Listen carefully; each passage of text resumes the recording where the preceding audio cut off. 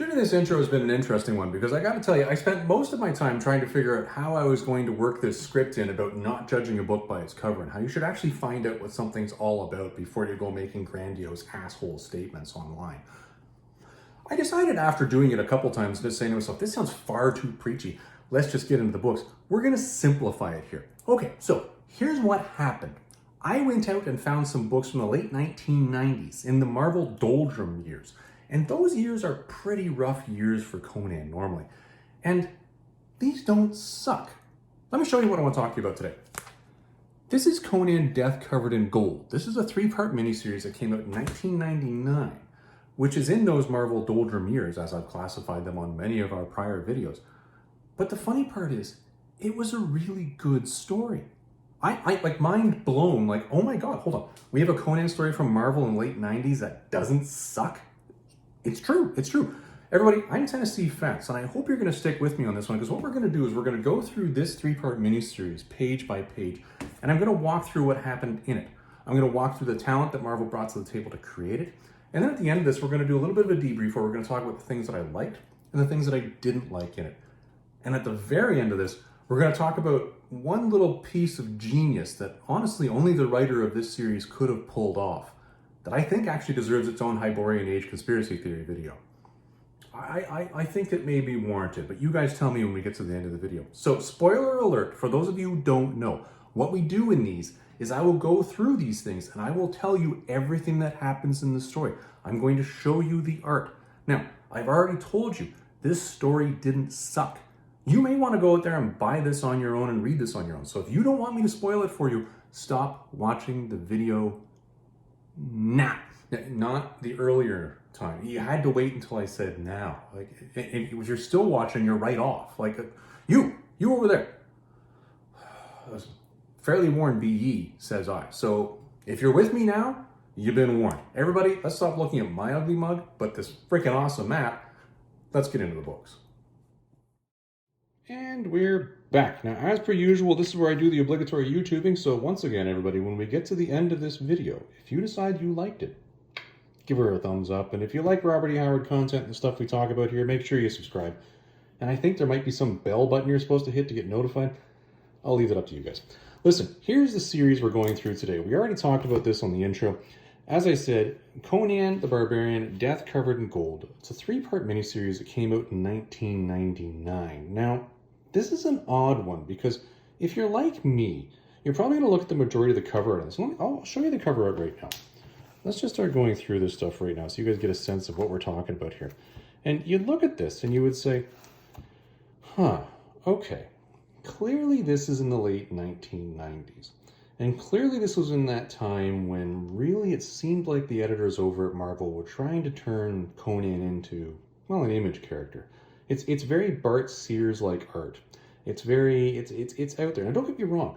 I don't have any issues with Bart Sears' art. I think his art is phenomenal. I actually really enjoy it. And in fact, he's done some work recently on Heavy Metal Magazine that you guys should probably check out if you haven't seen it. It's bang on. But when you look at the cover art on this, for most of us who are Canonophiles, it really throws you back and you say to yourself, well, do I really want to pick this up? But then there's something that's on all 3 of these covers that the astute observer should really pay attention to. And I'll tell you honestly, I didn't observe this.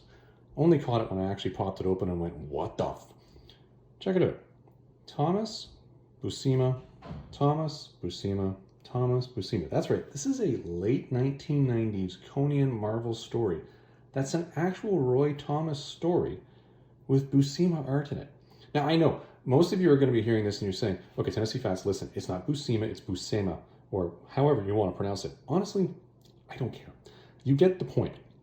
You get that this guy is the guy doing the art. And honestly, for most of us who grew up reading Conan around this point in time, if you're like me, this is the guy, well, besides Ernie Chan, that you identify with the most when it comes to Conan art and Conan material. So when you see that, you kind of automatically go, oh, wait, this one might actually be good. This might not be the, the return of Storm or Skrillex or whatever the hell that guy's name is. This one might be good. Well, let's just go through here and you guys can judge for yourself, all right? Let's pop out book number 1, shall we? Now, it's interesting. The funny part about these ridiculous Conan miniseries ones that you pick up from the late 1990s is if you're out buying retail or resale books like I am in a shop, you get hosed on them. Honestly, I can't figure out what the deal is with these. I think it's because you simply cannot find them, period. That these dealers seem to think, well, I can get away with charging 40 bucks for this book now. Now, honestly, I did not pay $40 for any of these books, but I will tell you, they weren't cheap. Yeah. Anyways, let's start off and just start going through the books as we go. I actually think, since this was the 90s, a really cool effect that could have been done on this is this death covered in gold logo up at the top here. It would have been really neat if that was 1990s foil. It's just my comment. So what you see here is you see Conan. You see some lady behind him. There's bad guys. One of them's purple. That's kind of neat. And you see this red-haired woman wearing, well, I actually like this outfit. I wish, I could see this more often.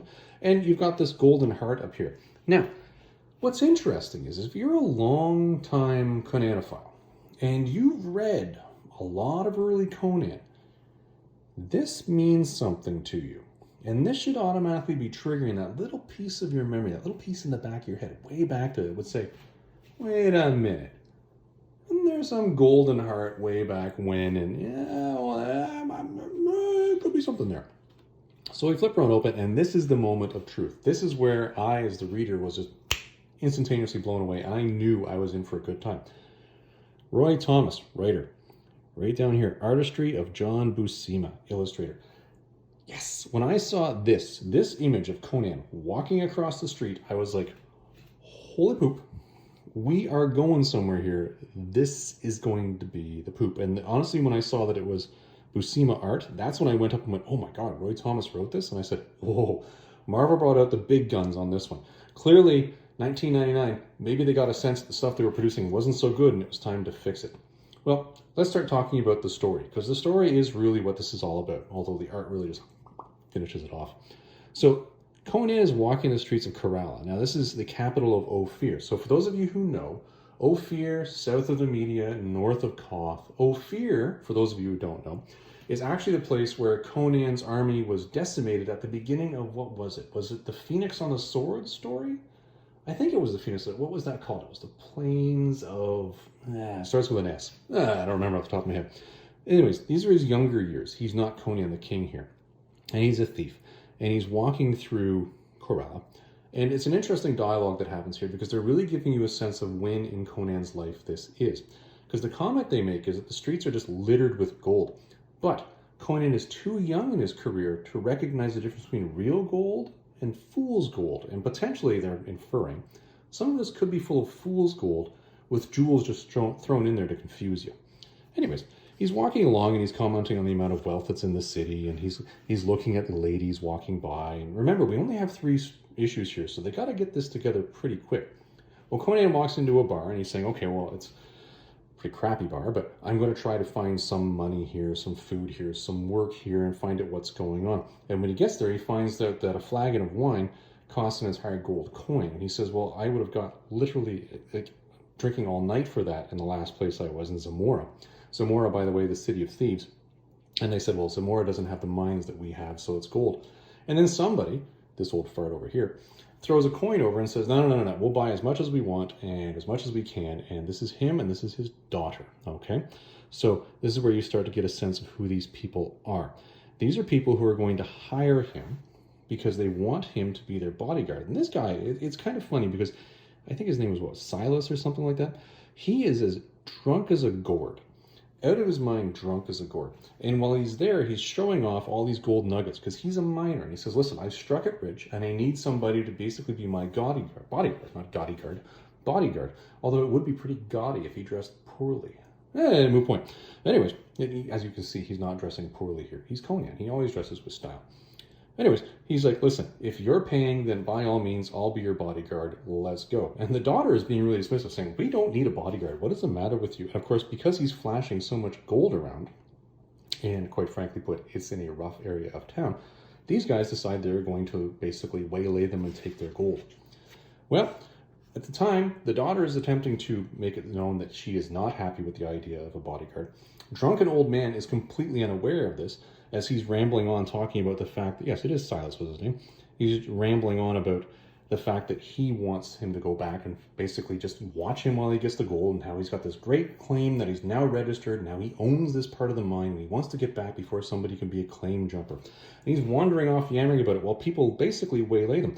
Conan, he doesn't miss a beat here. He immediately starts beating the living crap out of these people that are trying to give him a hard time.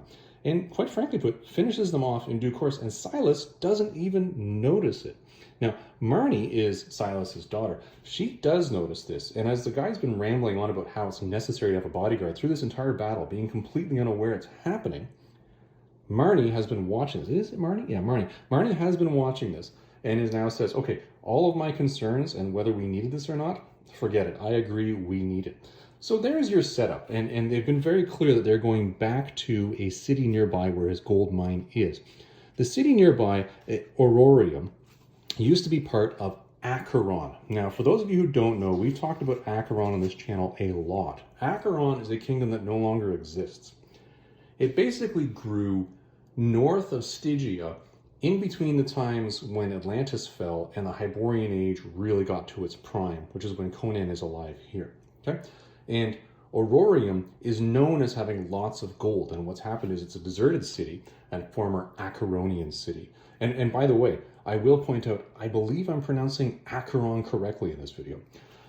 Anyways, and they're going there because all the miners are there. But now Silas is mentioning that since the miners have arrived, all the other things that go with mining boomtowns have come with them, i.e. crime, we will call them entertainment, a variety of drinks have all arrived. And he's mentioning that this is what's now there. So you need to protect me, but we need to get back so we can get to the mine. Well, they're on their way to Aurorium, and it's just over the hill, and they run into a group of thieves. And the thieves aren't really thieves per se. They're an armed band of individuals that's guarding the only pass in or out of Aurorium.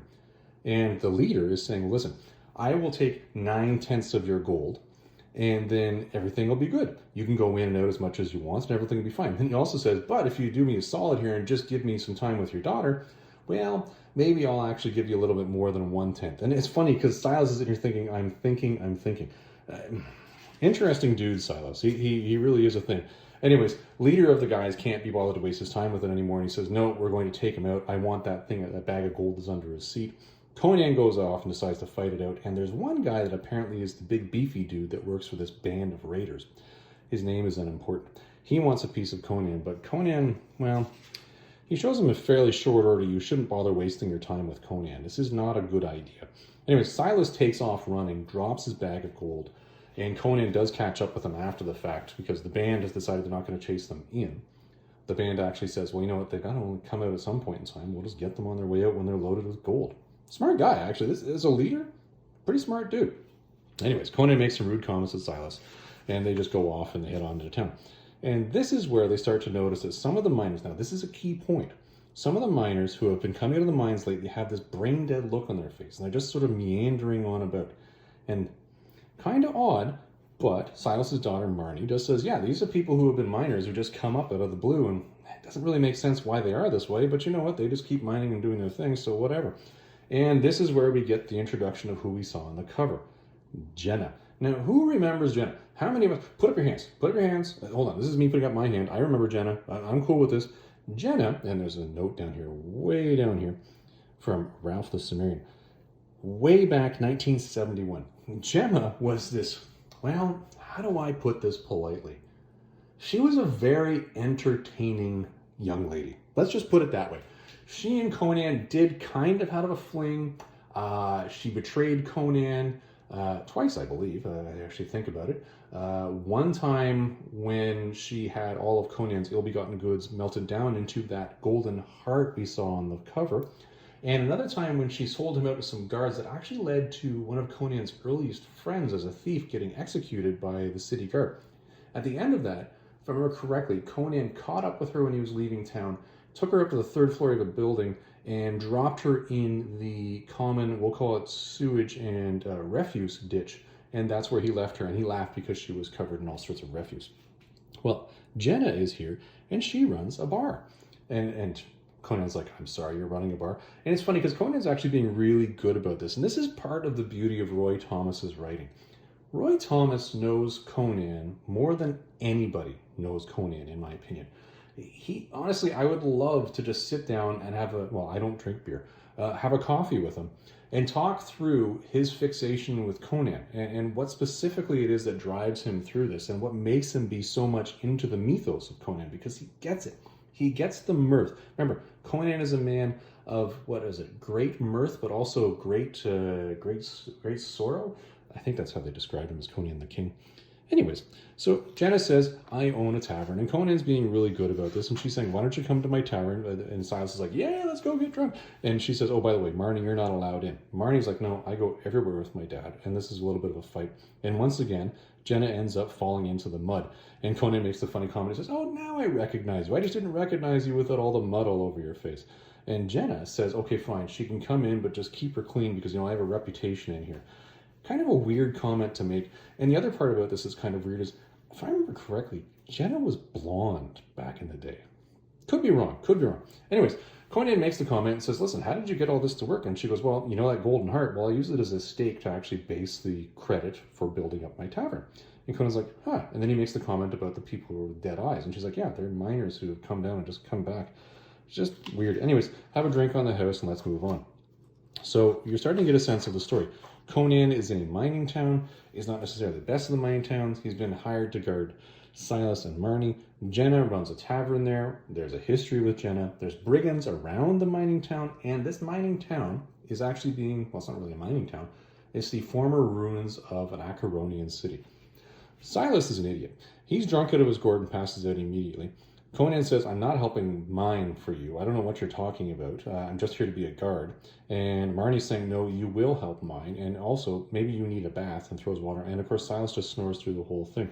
And Conan says, okay, fine, I'll guard you. We'll head on down, but I'm not digging any mine for you. And of course, at this point in time, we really do have a sense that Conan is, in fact, going to be doing some mining. Anyway, Silas leads them on down to exactly where he has staked his claim. This is an interesting point because they've walked past a bunch of other miners through these common catacombs they go through to get to his particular claim, where he says he's got more gold than anybody else does. He just starts to mine when Conan says, no, I heard something below us, and now I hear something behind us, and claim jumpers are now jumping on them, and they're basically attacking. Conan's defending them, or defending Silas more correctly, and slicing his way through the claim jumpers, while Silas is being attacked. And then the torch goes out, but an artificial source of illumination comes up, and it's this weird slithering ooze worm thing that comes out of nowhere. The two remaining claim jumpers take off, but this thing has got Silas before Conan can get to it. Well, Conan goes over in the dark, because this is still throwing off light, and hacks away at it like a meat cleaver and cuts it in half. But at that point in time, the yelling of Silas has stopped, and the top half, which is, well, I guess still alive, even though it's a little bit dimmer, wanders off. And Conan says, well, I would risk my life to save somebody, but I'm not going to risk my life chasing after that thing for a dead body. Corpse is of no use to me. I guess I better go back. And heads on back to break the news, well, to Marnie. Well, we find out what happens to the half-worm. The half-worm ends up carrying the body down to basically an entire pit full of its own larvae. It's children. And it starts to get swarmed by the children. The children are basically just absorbing everything that was in the parent. It's not really clear as to whether they absorb it to the point where they kill it, but I'm assuming they did. But then they completely engulf the parent and the body of Silas, and then they fade away, and then you're left with Silas with the dead eyes that we saw in all those other miners. Oh, there you go. Now we're starting to get a sense of what's going on. Well, Conan has now made it back to the surface. He makes the bad news to Marnie and says, listen, I'm sorry, but this is what happened. And she's like, no. You're a liar. You probably let him die. You killed him. And he's like, listen, if I wanted to kill him, I would have literally already done it. And I would have also taken his claim. And she says, well, fine. The claim's all I have. So now you're going to mine it. And of course, Conan feels kind of bad. And on her down, he's like, fine, I'm going to mine your stupid mine. And of course, all the other miners are looking at him, including the dead-eyed guy, and says, okay, we'll let him mine it just because he's really, really big. But in the end, we're going to jump him and take, well, basically all of his gold. So, good setup issue, a classic Roy Thomas story. I could honestly picture this very easily fitting into a Savage Sword of Conan. It was really a nice piece of work. Well, then we get into issue number 2 here. Let's see how we continue this along, because the setup is clearly there. We have an idea of who the characters are, and we know what's going to be happening here. Now, I'll tell you, one thing I do like about this particular miniseries that was not in, well, that was in the other miniseries is this doesn't have the stupid fold-out gatefold cover at the front, which sort of rewrites the actual history that we just read in issue 1, and doesn't have that little write-up that's over here on this part that talks about like Conan the Adventurer-esque type mythos. I think probably this is something that Roy Thomas just put his foot down and said, no, no, no, you are not doing that to my story. Interesting, but it's not there. So we start this one off, and Conan is walking down the streets of the city. And I'm guessing this is Aurorium. But the interesting part about it is, this Aurorium that he's walking through looks a little bit different than what we had described in issue 1. In issue 1, we really had a sense that it was ruins, but here you see everything is up and running, and there are women walking around covered in gold, and he's saying all the buildings are covered in gold to the point where it's really gaudy. He's like, why would I come here to steal everything? The whole place is covered in gold. I can just take it. And then he hears something over his shoulder, and he hears somebody saying, hey, take it all off, take it all off. And you start to get a dialogue here. Now, this is where things get really, really weird. Because you see this man, this individual here, and he says, well, hold on. Shall Acheron's soldiers show such disrespect for a man of the gods and his slave? Well, hold on here. Why are there Acheronian soldiers in Aurorium? That doesn't make any sense. Aurorium's ruins, and Acheron's been gone for thousands of years. What's happening here? A long, well, not really long, but an involved dialogue goes on between this man of the gods and these soldiers who want his particular clothing. And it's funny, he makes the comment that he's from Ophir, okay? He also makes the comment that since he's from Ophir and Ophir is part of Acheron, they should all get along as equals. But these guards are having none of it. They're saying, no, no, you're covered in gold, buddy. We're going to take it. Which is kind of strange because the rest of Aurorium was already covered in gold. Why would the guards want this particular guy's gold? Anyways, old guy's not having any of this, but they do strip him down naked and they go to take all the stuff off of his slave. Conan has observed all this at a distance, while old half-naked guy over here is saying, listen, you are going to give me back my stuff or you are going to face my wrath. And they're sort of making a joke of it. And this guy's about to take, the gold off of the slave. And he says, can I get a hand? And Conan says, well, try this one. And he cuts the guy's hand off and then gets into a big fight. But then there's this big noise that starts up. And you see this man of the gods casting some sort of spell. I don't know what this is. And Conan's saying, no, no, no, you need to stop that wind. You're making the wind shriek. And then you find out that he's actually been dreaming the whole thing. And he wakes up in basically Jenna's tavern. But there's a screaming. And he goes breaking into the room. And there's Marnie. And she says, something's here when I woke up. And he says, let's get some light on this thing. And lo and behold, it's Silas who's alive. And they're like, whoa, whoa, whoa, how are you still alive? And Silas really doesn't have much excuse for it, but he's still somewhat disheveled and broken in his conversation. Don't know. All I remember is being hauled off, waking up outside. Anyways, Marnie still holds Conan to this whole thing of, you're going to mine for me. And Conan heads down to the mine and mines the claim and comes out with all this gold. And, at night, he's been doing things and basically just behaving himself and mining and bringing out gold because he's physically huge and can do it. But he's been talking to Marnie. I think the tone you're supposed to get from this is that he's been trying to maybe put the moves on Marnie through this whole thing. But Marnie's kind of pushing him off, saying, no, no, no, I want more gold. We have enough gold, sure, but there's more gold in the mine. I want all the gold in the mine. And Conan's like, isn't enough gold enough gold? Like, what's the matter with you? And then she finally just pushes him off for the last time. He says, well, if that's all you want from me, then that's all you'll get from me. All mine, but that's it. Then I'm gone. So that's kind of rough. Anyways, and where does he storm off to? He storms off to Jenna's tavern, where lo and behold, he decides to go gambling. And as I mentioned earlier, Conan's in his younger phase in his career. He's really not all that good at gambling, like amongst other things.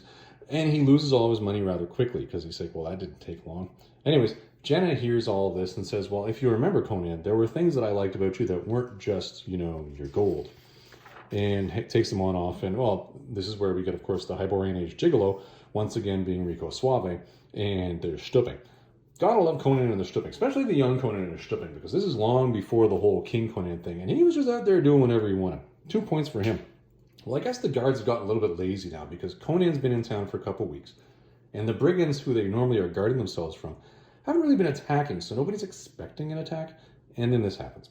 They're both taken out with spears, and that's the end of it. And in they go, and they say, listen, I need you to kill everybody except for the ones who look like miners, because we need people to mine. He says, but I do want to find out, where's that Cimmerian, and let's go. Conan wakes up, Jenna's there, and quite frankly, but just as they're having a conversation, because Conan's like, oh, she took off. No, she's right here. They open the door, and in come the brigands, and they say, okay, well, take him alive. And that was a big mistake, because then Conan says, well, that means you're not going to spear me at a distance, so let's go. and basically just starts tearing through them. He does a pretty good job of getting through them until obviously guy that he taught a lesson to earlier blunts him with his axe, and Conan goes black and he's gone. Anyways, he still wakes up later in chains, and of course the brigand is saying, well, you know, and Jenna admits that she cut a deal and said, listen, you told me that I could stay here and do whatever I wanted just as long as I helped you get the Cimmerian, and I did. And he's like, no. Pray I don't make this deal any worse, but I'm now taking over your tavern, and by the way, you can stay with me as long as you want. Just pray that I don't get tired of you, and I'm also taking that golden heart. And then, of course, he makes his joke about taking 9 out of 10 parts of everything they mine, which was what he was already pitching them on. So I don't know why he went through the process of actually running into town and taking it over directly, because indirectly would have been easier. Anywho, Conan has some words and basically just taunts them. A giant guy that he had an issue with before decides to take a swing. Conan steps back and it cuts down the chain. And of course, the head of the brigand is like, oh, for crying out loud, you're supposed to just kill him because he's not going to work for us. And he's like, but if you want to have fun, have some fun. And they have a bit of a battle, and the whole thing happens. And as you know, really nobody's going to get the better hand of Conan when Thomas and Buscema are involved. He breaks his arm and kills him. And everybody says, well, hold on, circle him, and then he can't fend you all off. And Conan's trying to get the other miners to actually take part in this and saying, guys, like, you're missing the point here. There's too few of them and too many of us. If we all just work together, they won't take our gold. And it seems to me that when Marnie mentioned the whole idea of gold, this is where Conan's also mentioned the whole idea of gold. Really seems to trigger them. And they all go haywire and just basically start beating the living tar out of the brigands until there is an earthquake in the middle of their battle. And it opens up and everybody looks down and sees all the gold. This is an interesting part because everybody then runs down, including Jenna, to head down there and get the gold. Silas is also there. And it just seems to be this weird, disheveled break in the battle. The brigands are saying, get down there and get the gold. And, you know, basically still kill the barbarian because he's a pain in the ass. And Conan says, well, I'm going to be killed by these guys, so I guess we'll head down here. Because Silas is also saying, yes, let's go down. Don't forget here, Silas has been one of these brain dead guys for a while. But Conan stops halfway down. And they're saying, why have we stopped halfway down? He says, because you guys aren't seeing what I'm seeing. And as all the townfolk have run down there, amongst the gold are all these little oozy wormy things. Remember the oozy wormy things earlier that created Silas? Yeah, they're down there. They take out all the townsfolk and basically do the exact same thing as they did with Silas. They basically engulf them, and then they come back and they just, I think they actually mimic their bodies and their brains with a little bit of their thoughts in order to carry on their lives. Silas at this point in time peeks up and says, hey, everybody up here, get down here and get these two to be brothers of the worm as well, because now it's very clear that Silas is in fact one of these worm dudes. So Conan above has brigands who want to kill him. Below has worm people.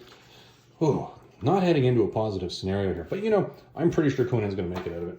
That's the end of issue number 2. All right.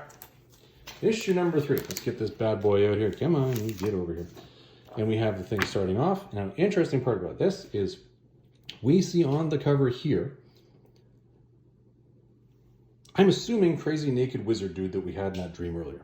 That's what I'm assuming here after we've read issue number 2. So we start off once again. I love Buscema splash pages.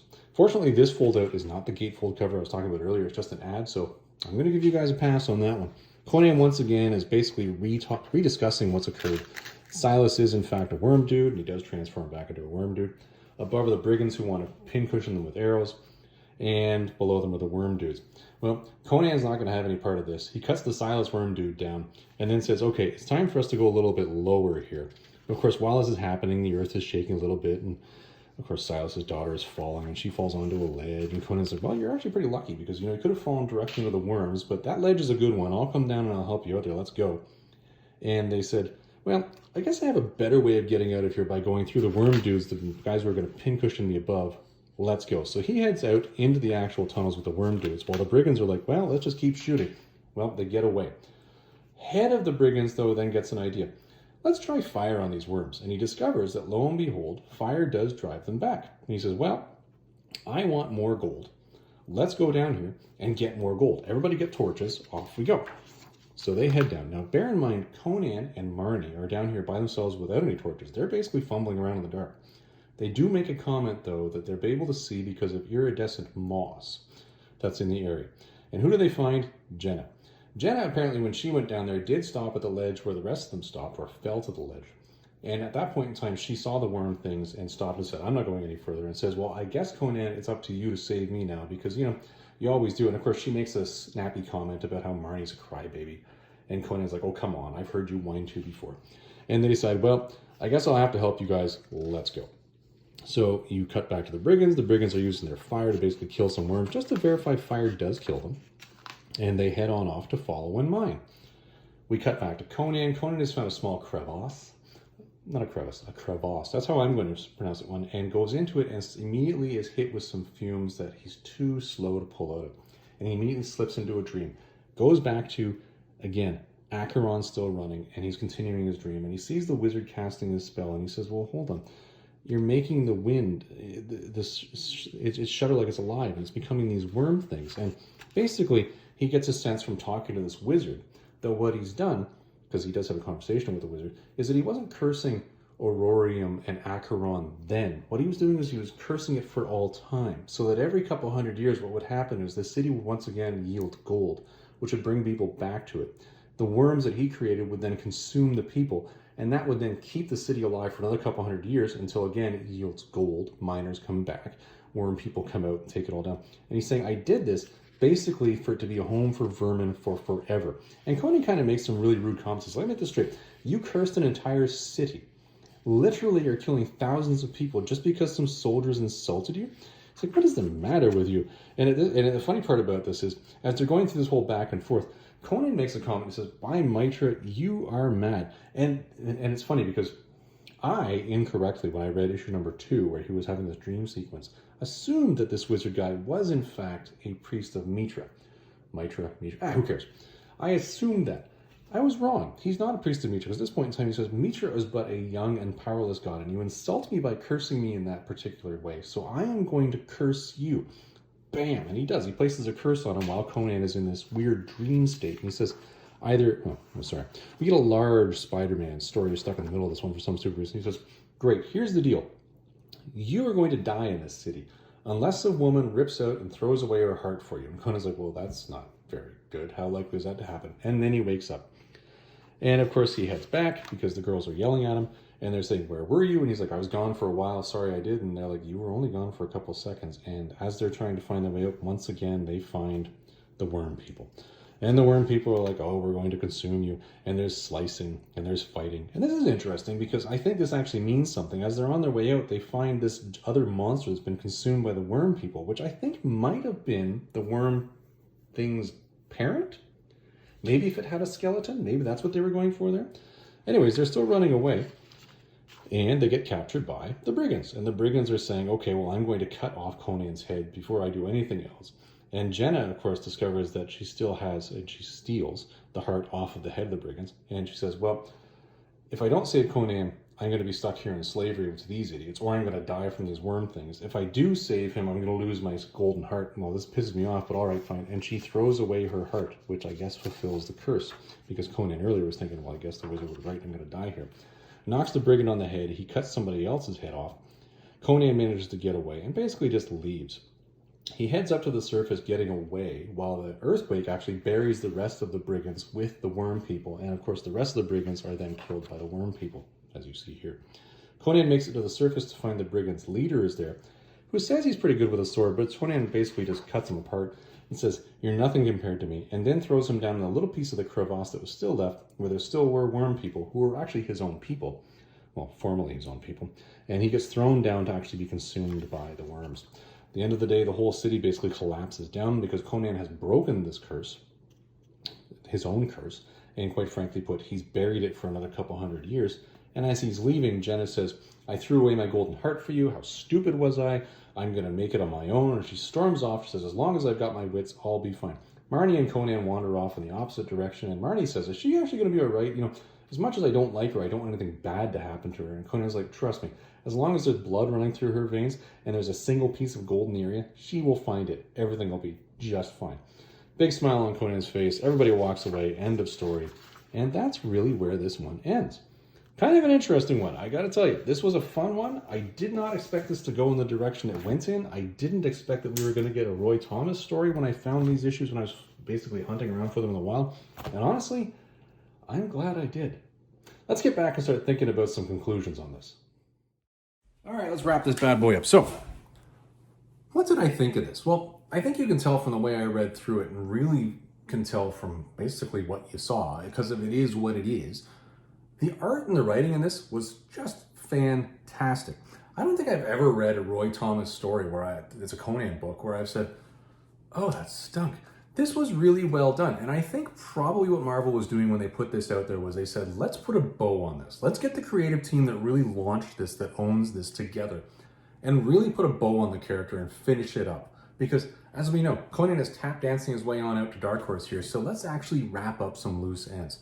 Let's give our creative team some ownership. And they did. And Roy Thomas, when he came in, said, okay, well, here's the story. Here's what it's got to be. It's got to have everything that's prototypical Conan, and he included it. I like the fact that we had some Acheron in this one. I like the fact that we pulled Jenna back into this, and she survived the story and still went on to basically have adventures afterwards. I don't know. It's a strange one. You'd almost think that Marvel, because they probably still technically own the character Jenna, could actually continue that even now. Interesting. Art, bar none, awesome. Story, bar none, awesome. Things that Roy Thomas pulled off in this that, quite frankly put, I don't think a lot of other authors could have done, were really, really, really well done. That one loose thread of this crazy man of God and the Ophirian soldiers trying to get his goal is just enough for you as a Conanophile that's curious to be picking at it going, what is this? Why is this happening? And only Roy Thomas could have pulled it off in such a way to make me go, huh, well now I want to know. That brings me to the whole Hyborian Age conspiracy issue part of this one. Who the hell is that guy? Honestly, this is a guy who was stripped pretty much down to his loincloth. He had a slave. His slave was being attacked, and he let himself be stripped down just so he could then turn around and say, you're going to undo this, or beware my wrath. That is a powerful dude. And it's really interesting that just 3 random guards were able to get him to that point, or he let himself be gotten to that point, just so he could curse this city for forever. Who is he? I don't know. I'm going to have to think about this one, because I honestly think this character in and of itself, with a little bit of digging, you're probably going to be able to figure out what it at least was about. Maybe not specifically who it was. That might be a Hyborian Age conspiracy theory for an entirely different video, but maybe we'll get back to that. Conclusion time. Should you buy this? Absolutely you should. I think you should get this in your collection if you're a Conanophile, and honestly, just ignore the cover images. Just stick with the story itself. You will really enjoy having this in here, because I just skimmed. Really, you're going to want to read this thing front to back, because it's got some great content. Everybody, I hope you enjoyed this video. I hope you enjoyed looking at the map during our wrap-ups. We'll see you in the next video.